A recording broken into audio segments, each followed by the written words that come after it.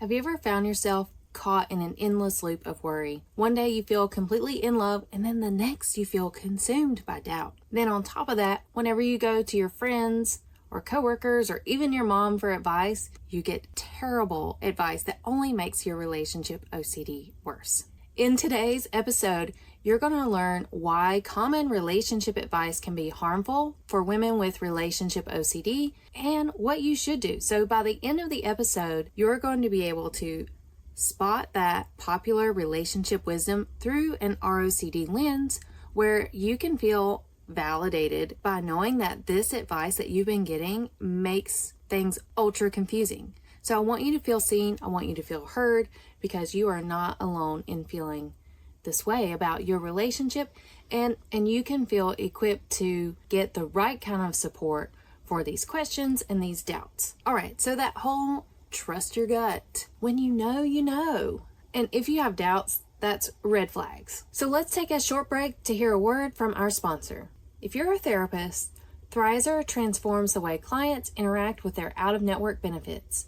As you know, clients need to manually submit super bills for out-of-network sessions and then wait months for reimbursement. With Thrizer, clients can just pay a copay for sessions while Thrizer covers the rest of your full rate up front. They handle everything from verifying out-of-network benefits, submitting claims, to waiting for reimbursement on the client's behalf. In turn, they are an incredibly powerful tool for you and your practice to convert and retain private pay clients. You can try Thrizer completely for free with my link, and you can go to join.thrizer.com/Erin. Now, let's get back to the episode. So today we're calling BS on all of these popular pieces of relationship advice, because those pieces of advice might actually be making your relationship OCD worse. So let's talk about why these pieces of advice might actually feel like gaslighting for people who are experiencing OCD. So that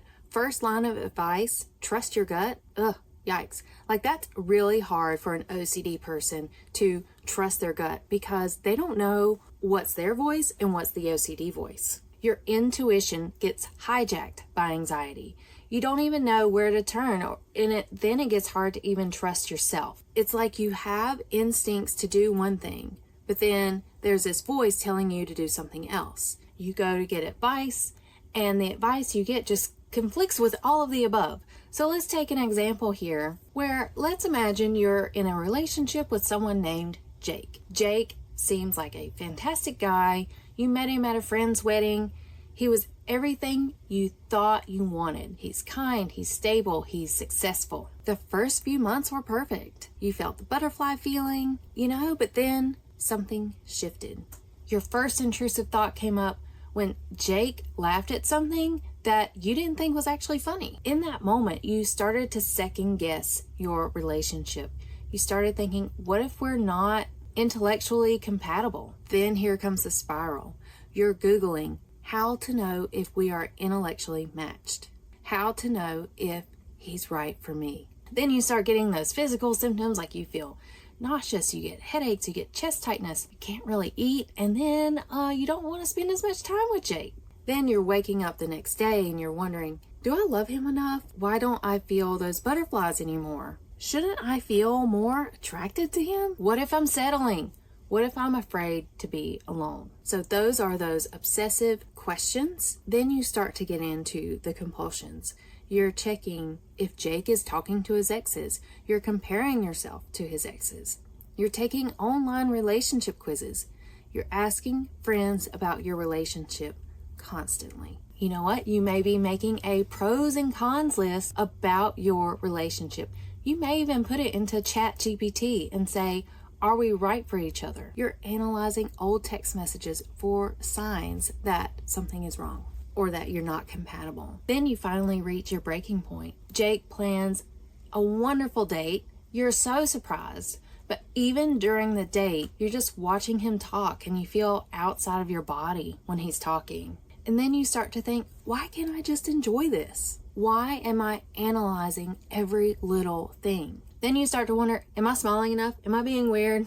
Do I look happy enough? And it's so much noise going on in your brain when you would love to just be enjoying the date. All of this starts to impact your relationship. Suddenly, Jake starts to act distant. He feels emotionally hurt because you don't even seem to have fun on these dates that he plans. Oh my gosh, don't even talk about intimacy. There's no way you can be intimate with him right now because you're so wrapped up in these worries. All of those fun moments are ruined by checking your feelings. The turning point for you is that you finally realize that this wasn't about Jake at all. This is the same pattern that happens in every relationship. Whether it's a perfect one or a terrible one, you find something to obsess about. That's when you know it's OCD and it's not about love. That other traditional piece of advice that you get about when you know, it's, oh my gosh, so confusing again for the OCD person because they're like, well, how do I know? I don't even know, like, if we're meant to be together. So somehow we're supposed to feel like and imagine that there's this magical feeling that is like, oh, it's going to be this happily ever after. When really you're finding yourself doing excessive calls and text. You're demanding an immediate response, or if you're not saying it out loud, you're definitely feeling it. The other thing you're doing is you're experiencing a constant relationship analysis between looking at TikTok and Instagram. And let me tell you, all of that is toxic because it's not doing anything to upgrade your relationship. It's only helping you see the lack and those pieces that you don't have. Because guess what? Your relationship isn't going to be perfect. Your relationship isn't going to meet 100% of your needs. You have to learn to meet some of those needs on your own. It's not fair to put it all on your partner. And the problem here is when you have gone through so many relationships or you're finding yourself single and you haven't found that one person that you want to spend a lot of your time with, you may have even found yourself with a relationship coach. A relationship coach in the sense of like a dating coach. Maybe you just haven't found the right match, you tell yourself. But problem here is you're going to continue to find yourself in obsessive loops and worries and doubts because you haven't fully addressed this cycle, these loops. All right, now that we've exposed this popular relationship advice, let's talk about what you should do instead. First of all, I've got a relationship confidence course that has 5 chapters all on giving you some groundwork, foundational tools to help you feel secure in your love life. So like some of those concepts include mindfulness, gratitude, using healthy communication. So you can start with my course today, and it's the self-paced course all online. I'll put a link in the show notes so that you can go straight to the checkout page. Next piece of advice I have for you is let's delay, skip, and decrease getting those reassurances from our family and friends and even your boyfriend. Okay, so cut back on those things because a lot of those things can set you up for negativity, for the lack, and that scarcity mindset. But we want to step into an abundant mindset and a mindset that is open to growth.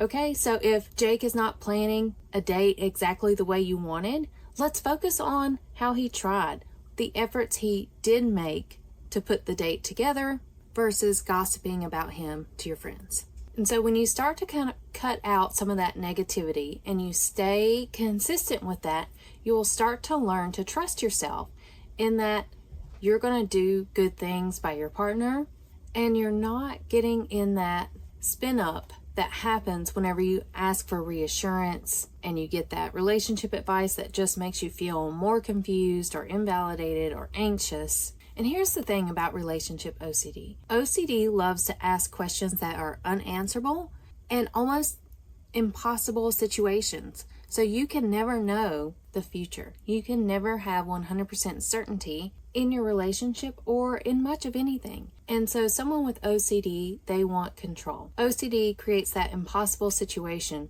where you feel like by doing these behaviors or these things, we're doing these behaviors like checking their phone or asking for reassurance will somehow help you feel more secure and trust your decision in the partner you chose. But what that actually does, it just undermines you time and time again because, inevitably it makes you feel like you don't trust your capacity to make decisions. So to start to rebuild your self-trust, start small. So when you start to notice, if you're questioning, do I love them enough? Shift this to a more here and now question of like, what's for lunch?